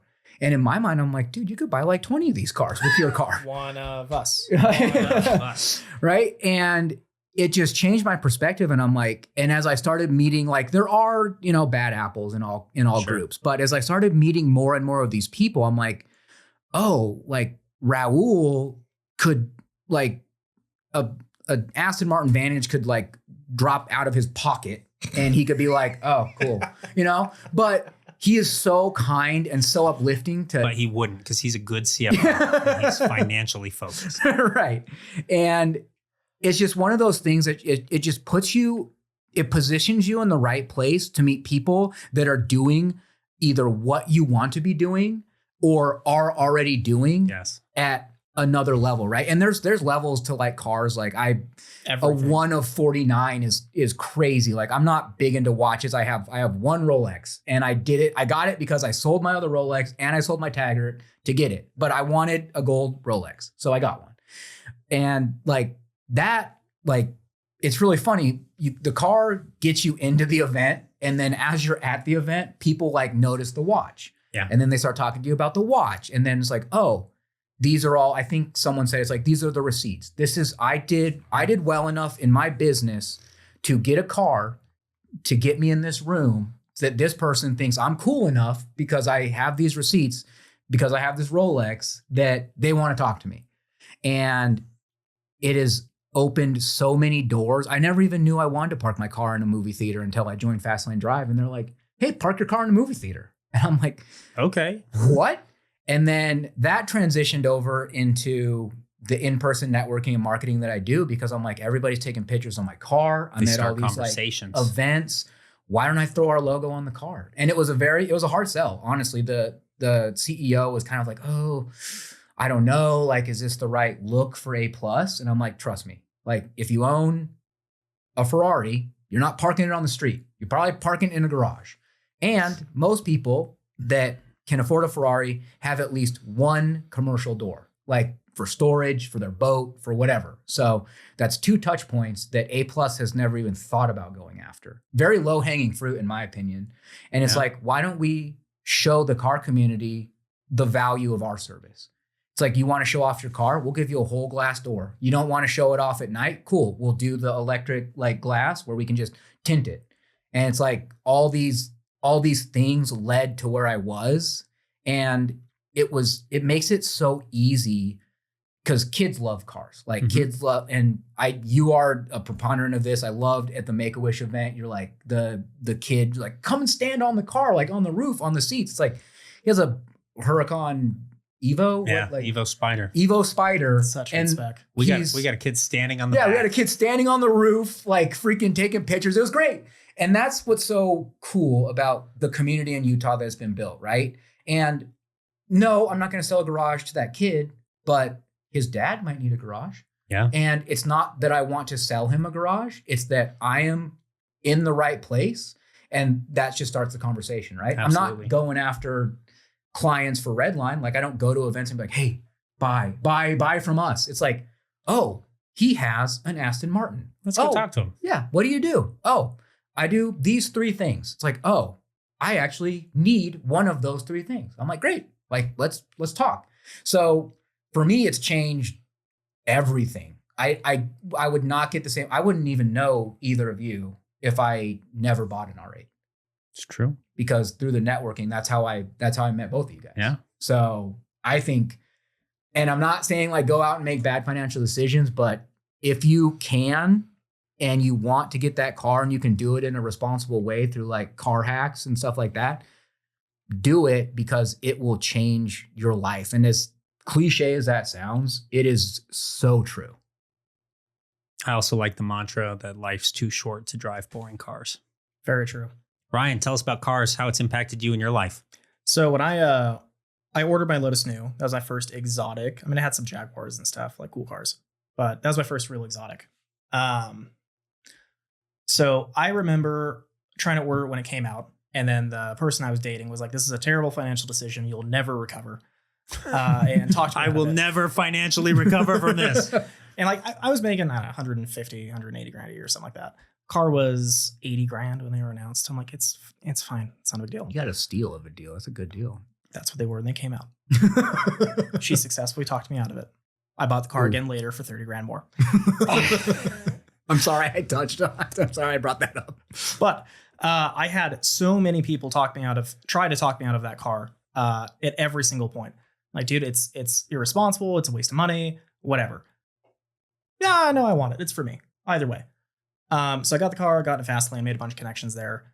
And like you said, it's the receipt for it. There's something that goes along with that. You don't need that, but for some people it works. For me, it works. To have that car, you had to become someone who provided enough value to the marketplace to be able to afford that car. Right. And there's always another level, but that's one way you show where you're at. It is. That's how it works. So I get the car, get in Fastlane, make a bunch of connections there. And I felt different after picking it up. Like you're driving around town, you're, a little tired or whatever. Some kid sees your car, he's like, nice Ferrari. I'm like, so close. They're like, rev it, and you rev it, take off real quick. And they're just losing their mind. Yes. And I could be having the worst day on the planet. And that invigorates me. I'm like, that's why we're doing this. Like, because I used to be that kid. I remember that. Mm-hmm. Now I'm driving the thing. So that's one component. It changed how I looked at everything. And I think also put me more in that abundance mindset, because every single person that told me not to buy that car, which there were many, that car's probably made me, I don't know, to be conservative and say $300,000 since I've gotten it. So just the connections made, and more and more and more.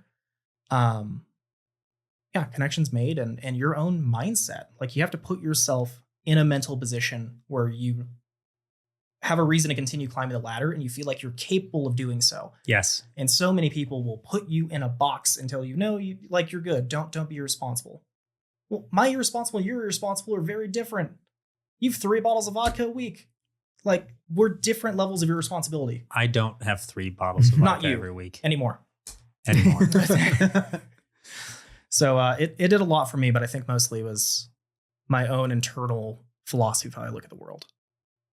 I met Trinity because of the car. Jod met his wife because of the car. That too. And she wasn't like fangirling over it or anything, but she was like, oh, that's a really cool car. And her mom knew me because I knew her mom before I met her.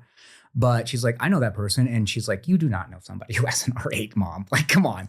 And then that is how I met her. So, I mean, if I'd never bought that car, I would have never met my future wife. So there you go. Buy the car. Buy the car. Well, I like something Ryan touched on too. The community aspect of it, like for the kids. You brought it up actually too with the Make-A-Wish. I think that's something that all of us have actually really enjoyed, is when you can share the car, the love of the car, the visceral and emotional and all of those connections with just people who are interested, who love it. Like the Fastlane event last month. We park on the side of US 6 highway just to let all the cars catch up, get in line before we go through the canyon, right? And there are literally 20, 25 like people, most of them kids, jumping up and down on the side of the road, running up and down the line, taking videos and pictures and cheering. That's awesome. Share that stuff with the community. Yeah, well, it was really cool when the kid from the Make-A-Wish, he chose to ride in my car. And this is like, dude, there's like Lamborghinis, Porsches, like other Porsches that are in to me. It was red. These cars are so much cooler than my car, but he decided to ride in mine. That like made my entire year. I was like, oh, we're here to like grant a wish for this kid, but my wish has been granted. Like just that he chose to ride with me was life-changing. Like that was so cool. And like it does drive me in a different way to be, I don't want this to come across as like wrong, because I love going to people's birthday parties and like showing the car off to families that ask. But I want to be the kind of father that if my son's like, hey, I want to ride in a Lamborghini, I don't want to have to call somebody. I want to be like, bet. Let's go get the car. Let's go grab the Lamborghini from like, wherever storage unit it's at. Like, let's go ride in a Lamborghini. Because that is what drives me. It's like, I love doing it and I love being part of the community. But for me personally, a big win for me would be when my son or daughter asks me, like, I want to go to F1. It's like, cool, let's do it. Like, let's go. So that's what keeps me going in business. And like, just to be able to have that mindset has changed the way I do business and how I want to grow. Dude, I think we all had that one car when we were a kid that we saw, and it just changed how we perceive things. Yeah. And made us realize that we are capable of more than maybe we thought we were, especially those of us that came from not, the wealthiest backgrounds. Where the world isn't your oyster. In this room right now. Right. You see that car and it changes how you look at the world and what you're capable of. I think all of us have that car. And knowing that maybe you're driving that car for somebody else right now, Yes. and that inspires them to go on and do great things. Mhm. And you may never meet them or hear from them again. You probably won't. But knowing that's the effect, because that's what happened to all of us, that's pretty impactful. Absolutely. Like, it's kind of weird to think about, but just having the car, using the car, you might be changing the world. There's a butterfly effect. Mm-hmm. Very cool stuff, my guys. We Now- get real philosophical on this. Oh, yeah. Yeah. I'm a big old nerd for some philosophy. I mean, Jod just kind of shared, motivating factor for him. Ryan, what's motivating you? I think kind of the same boat. So, it'd be fun to be the cool dad. There's some gravitas in that. But also, So I some just wanna children on the have- horizon. I'm just teasing. at some point, maybe. I really want to have the time and the freedom. That's the biggest thing for me, Yeah. right? I really don't do well with authority. I do not do well being told what to do. So being able to pick what 100 hours a week I work is much more appealing than being told I need to be here at this time from this time. Oh, I need to take vacation. No, like I don't like that. Yeah. So for me, it's really freedom. And when I get to the point where I have kids, actually being able to be present, which is, I think, the hard thing most fathers deal with. They're Yeah. working however many hours a week to put food on the table, and they're never there. Yeah, That's hard. So I think that's ultimately the end goal. absolutely. It's admittedly something that I've struggled with on and off, is like being present for the kids. Just because at times the business demands different things, or the clients demand different things, or there's work that's urgent. And sometimes I bite off more than I can chew. Like last year, running for city council, and I'm coaching football, and I'm running the business, and I'm growing the coaching business. And now we have a podcast studio, and like there was just a lot. And I got to the point where I was actually like scheduling hours on my calendar to go home and be with the kids. Like if it wasn't on the calendar, it wasn't going to happen. Yeah. So I put like an hour block, go home and play with kids. But that's just what it took at the time. Now I've been more intentional selecting my clients, perhaps, but more able to say no to things. Like I didn't go back to coach football this year. I've hung it up, 10-year career. But that allows me then, obviously, all of those hours back to be home with the kids. I've able to structure the business, generally speaking, so that pretty much every day I'm home at 5 or before 5, and I can be present with them, have some dinner with them, put them to bed at night, like give them the evenings, the attention there. And then even when we do stuff like vacations now, I make it a point to like, we take the family. The whole family goes. I can disconnect from other stuff a little bit. I've got a good team around me that I can hand work off to that lets you just be present. I think the hard thing is especially when you come from not a wealthy background, you are spending so much of your life trying to get opportunity if Yeah. you're motivated, and you work your ass off to get it. Mhm. 100 hours a week, right? Because that's what you have to do to get it. So you become wired as this kind of person that always has to be doing something, growing something. And it's really hard to turn that off. Yeah. So even if you dropped a company and said, hey, I don't have time for this, you're going to replace it with something. Yeah, that's Like- a curse of our mentality, I think. Right. That's why I have, 9 jobs in a company. It's not because I need the resources. It's just if my calendar is not full and I'm not doing something, like this feels weird. There's more I should be doing. Mhm. And I always have to have that filled. That's a really hard lesson to learn. I'm working on it, but it's hard. Yeah. So let me ask, with that in mind, then, where do you see Redline going? What's the next stage? You talked about your reworking the offer, the website, the positioning. What are you building it to? Yeah. So here's the thing. We're growing fast. So it's working. Doesn't mean it can't be better. Clients are happy. Like anything I could ask for is going great. But there's always another level, right? If you have a Lotus, somebody has a Pagani. if that's your motivation, whatever it is. Sure. There's another level. So how do you get there? So we're working on scaling faster and faster and still giving a better experience to every single client that we possibly can. Not that they're complaining about it. So I think that's kind of the next step is just massive growth. So we can onboard 8 clients in a day instead of a week. Yeah. It's great to have that problem, but to do that consistently. Yeah. You need a team. You need the systems built. And you build them as you do it the first couple times and then scale from there. Yeah. Like you said, everything gets built from something. I think the long term for it is when I have enough of my time back that I can sit down and work on some of these projects. I'm super ADHD. So I have all these like random ideas that pop up and I start working on it and then I get super busy and it's hard to get back to it. Having that time back where I can work on these projects, I'd like to make a lot of this stuff more accessible to smaller companies because every entrepreneur has this, I don't have enough time and I don't have enough money problem. Yeah. And I don't have the people working for me to fix either of those. So marketing is one of the most expensive things you do in your company. I'd like to build a system that makes it more accessible on a smaller scale to entrepreneurs that are just getting going. Hey, this will set up all your socials and your website and Yeah. connect everything for you. So for a pretty small amount of money, you can get everything up and running. It won't do it all for you, but a lot. But it'll get you running. Yeah. Yeah.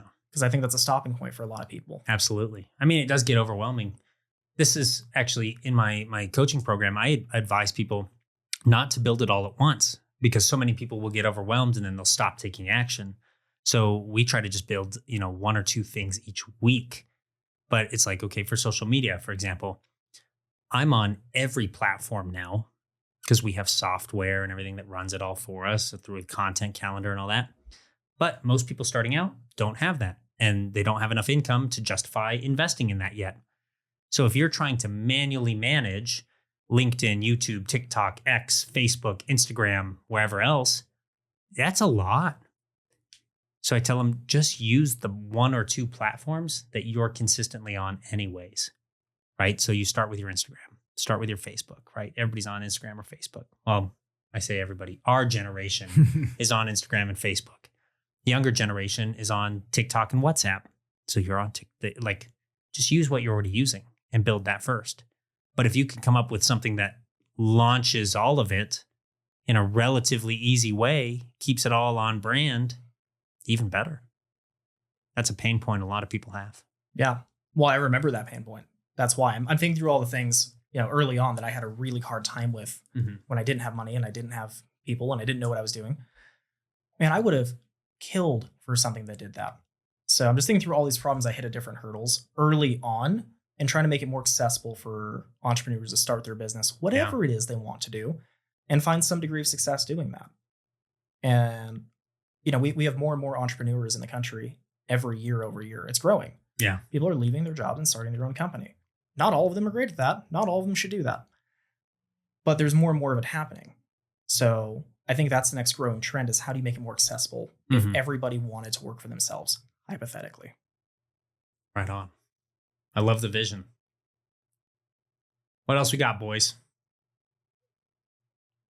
I don't know. I'm locked. I'm just very grateful that through what I do and then what I want to start doing, I just have so many people I can reach out to and have questions for. And are we going to do the thing at the end where like the one thing that I learned from like the mastermind was this? Sure, let's do it. All right. Jod, I'm up. You already started. Told. What's the one thing you learned, man? The most valuable piece that you can take that you wish everyone in the world could see through this podcast? I just came to a crazy realization, and we talked about this at the mastermind, and it does revolve around money, right? So you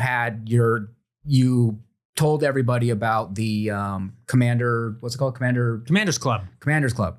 And it comes at a price. You showed the value, you broke it all down, and you could tell when this happens, a lot of the time people in the room, they start shifting in their seats. They're like, oh, here it is. Like the money ask, right?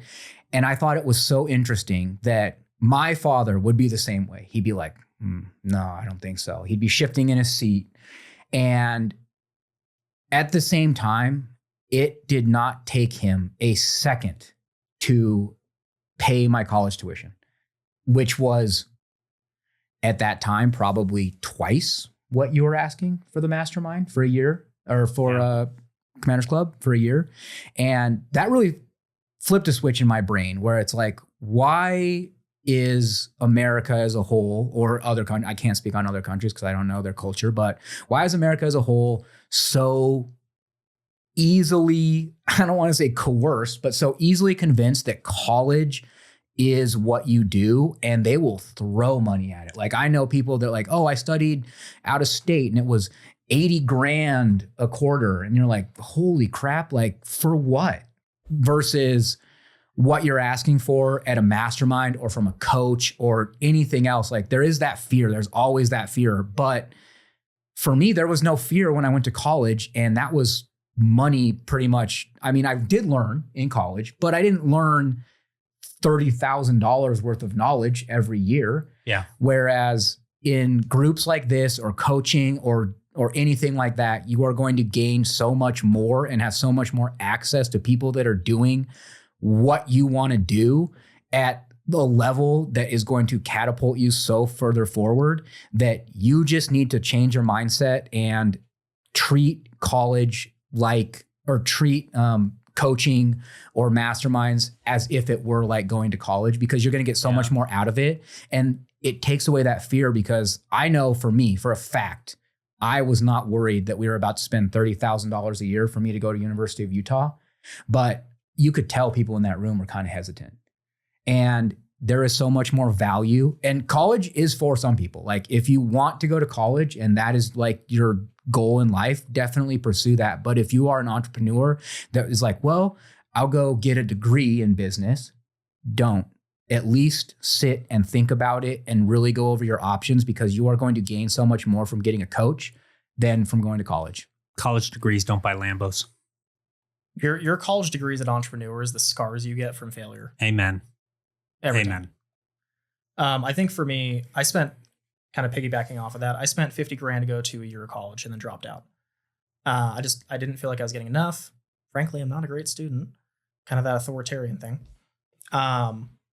Your tickets for your event were like what, $1,500 to $4,000? Like $1,500 for VIP. Yeah, it's gangster. I got more value out of that room. Certainly made more money already than anything I ever did at college the entire year. And it was a 2-day thing. Like, not even close. So I think being in the right room, and the rooms get more expensive for the day as you move up. But you're also getting higher quality connections, so you can make more money and learn things faster. You're condensing. I'm doing AI and computer stuff for 20 years plus. I built a computer when I was 8. That's kind of how I got everything rolling. So I try to condense everything I've learned how to do in running a company, a marketing company, and all the tech stuff into an hour. And you've told me a couple of times, we sat down, we talked about, this tool or that tool, and it saved you a couple hours a week. Yeah. It was worth 15 hours of your time every week. And we did it again. It happened again. Mm-hmm. So you're condensing, 10, 20 years of information into an hour or two. The payoff on that is bananas. So I think it's just being more rooms like that. Absolutely. So I'll share mine, and it wasn't necessarily from the room itself. I mean, being in that, it was the setup for that was my big learning moment. I originally was going to pitch the command and content package, which if both of you were in the October event, that's what I pitched in October the year prior. Yeah. I sold it last year for 20 grand. This year, I had told everybody it's $50,000. It's been $50,000 all year. We're bringing in people at $50,000 for that program. But when I thought about what the event was, we had speakers lined up intentionally in a way that they covered every subject that I felt like an entrepreneur needed to know to scale beyond $10 million a year. And I realized in doing that, I'm like, okay, what did I need to know? The most valuable thing that I invested in wasn't the formal education. It wasn't the courses. It wasn't any of the software. It was the rooms. It was the people I was being exposed to. It was the connections that I was making when I was in those rooms. So then I shifted my offer literally a week before the event. And then I had to go back and I retooled my presentation as a result of that.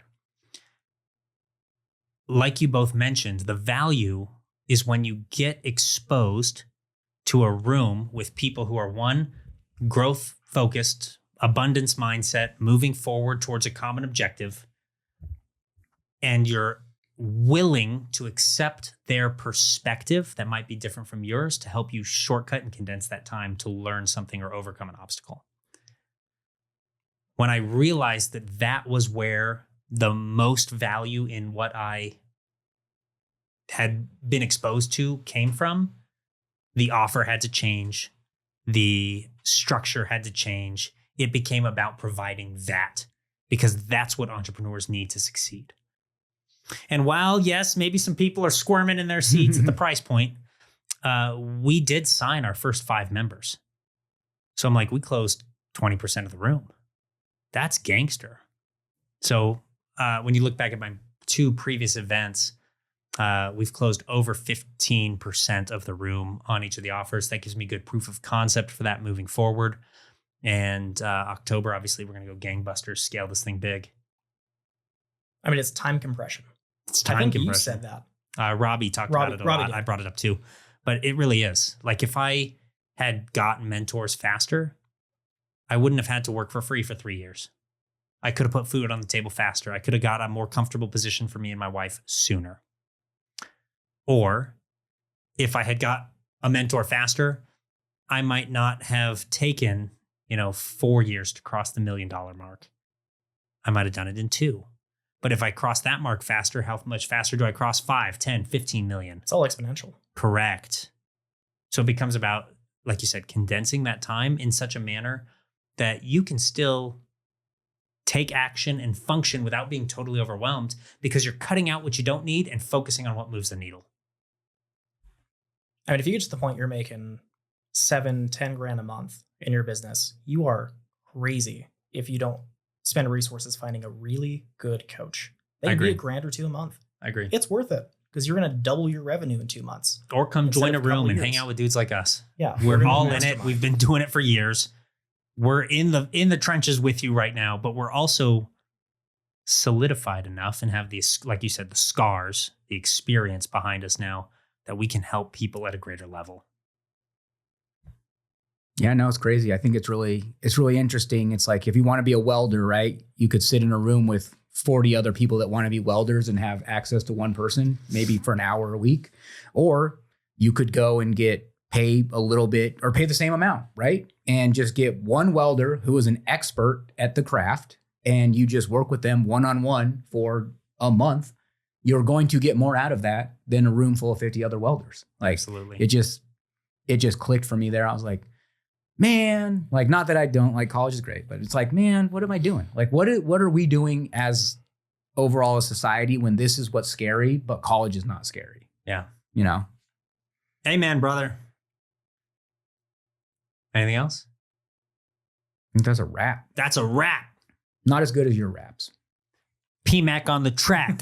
Oh no. Barty boy in the back. Bart, cut it. Hi guys. Leave that in.